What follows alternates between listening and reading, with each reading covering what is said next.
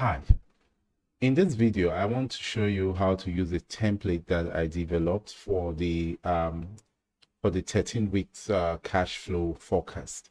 So if you are in the finance field, possibly you are a finance controller or you are a CFO or you're somebody that supports any of these roles, you most likely are using one or want to get something that does something a little more better.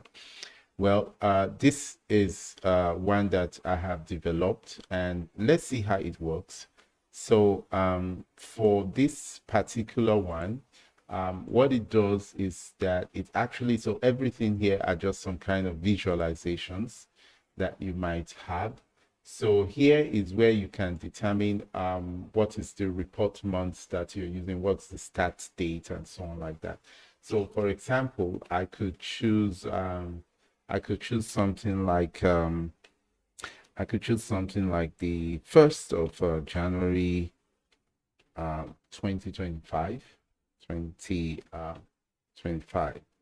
Okay, and once I hit my enter button, it's able to determine what week is this. For example, it sees this to be week 1, week 2, and just like that, determines the weeks and the dates when these weeks would start. So you can always come here to enter what is your beginning cash, what's your beginning cash balance. And possibly you might want a situation where you want to have that on hand, that from the bank or that from different banks and so on. The template is easy to customize because that would just mean entering some rows above and bringing the total here. Now, everywhere that has a blue indicates that you could, enter a value in the, that's how the template is structured. So you could have different things like bank 1, bank 2, bank 3. And from the bank statements, you could have the beginning cash that comes to do that. What I just mean is that you can have a bank 1 and that, comes all the way down like this. Bank 2, bank 3, and you can be able to put whatever you think is the balance that you get from each of those banks, like something like this. And you can easily do a sum and bring that in, and that becomes cash balance that you have just entered in there. So it's fully customizable. You can customize it the way you want. And let's just leave this as a sample of what could be or what we want to enter.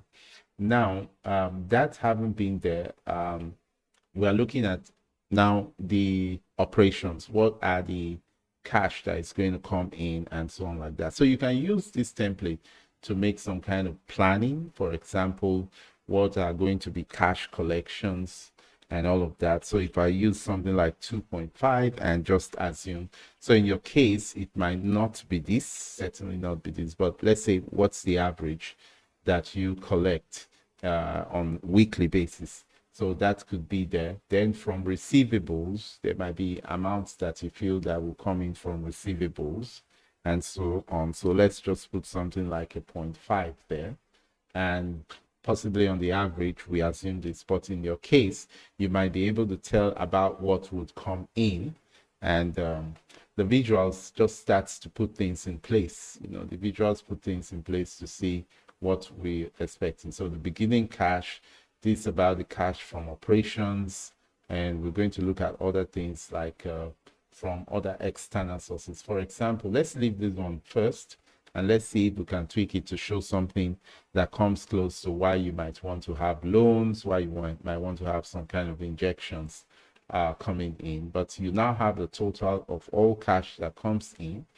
And then you have outflows. You get it, outflows. So outflows here need to be entered as negative, numbers. For example, possibly you're paying out money for you're going to be paying out some money.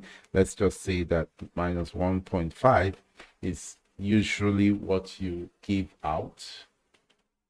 Is usually what you use for, payrolls. Commissions might be something like a 0.2 minus 0.2 or something like that.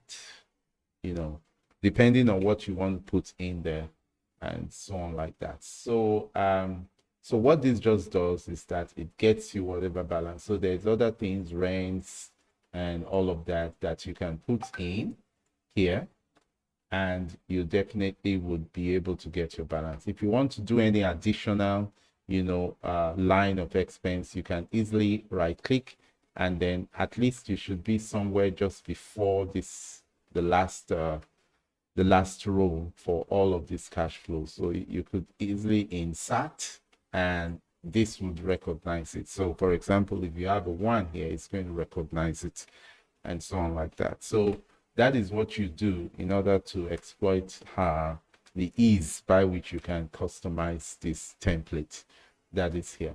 Okay. So now we might have situations. So let's look at what is our ending balance. So this is your ending balance that is here. It actually looks at what was the available cash, and then what have gone out of it, and then what the balance comes to be here. Now, what we can do is, let's assume that we had to, pay something like rents here. So our rents might be something like 10 this way, and you can see that our cash has dropped significantly here. And what else again? We might have some professional fees that we want to pay here. And so I'm just going to enter professional fees of about -9. It could just be anything. So you can see that what came in as cash inflows, is now higher than, expense is now higher, And so if we go to our cash balance, we already have a negative here. We already have negatives here. So what it simply means is that in this kind of situation, you likely want to do some borrowings. You get it, 2.7, 1.4, and 0.1. So what that simply means is that I might want a situation where I need to, get some, I need to get some money. You get it, some money. So that is going to come from cash that comes in as inflows. So that you can easily do. So if I should come here and say I want to get a 3 from here, and you come down here, you see you now have a positive here, but some money has gone out, and it has been able to balance all of this one. So that is when you need to use some external borrowing to take care of things. So you can see it's recognizing the outflows for the entire 13 weeks. And it is also doing the same thing here. It's able to show you what has gone out and what has come in. You get it. So that said and done, definitely if you're taking this as a short-term loan, you likely will be paying some interest on that. So this is where you can enter something like that. You could whatever that kind of interest may be, let's say 0.05, something like that. So it's going to be, that's just 1. So it's going to be a negative because it's an outflow, and so it takes that out of it. Sorry, I think I meant this, something like, so that we're just, so as a finance person, you know what this could be, and you might be paying this for a while, maybe just for the next 3 months, something like that. But you are able to quickly see that this is something you can execute within the next 13 weeks. You get it. So all of that is there. What you have here just helps you to do some of the plottings that you have at top. So it's able to show you, and you are able to see what cash is on ground, what cash is going out, and what cash is coming in. So this is just a summary that you're getting about this in, and this is going out, and something like that. Here you get in, out, and this becomes your balance. So these are the absolute spends. You get it. These are the absolute spends.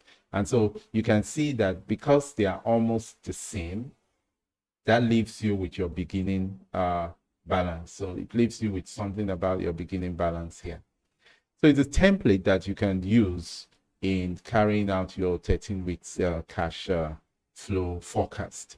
So if you're interested in template, I've left a link in the description below so that you can just click and then go and see that template.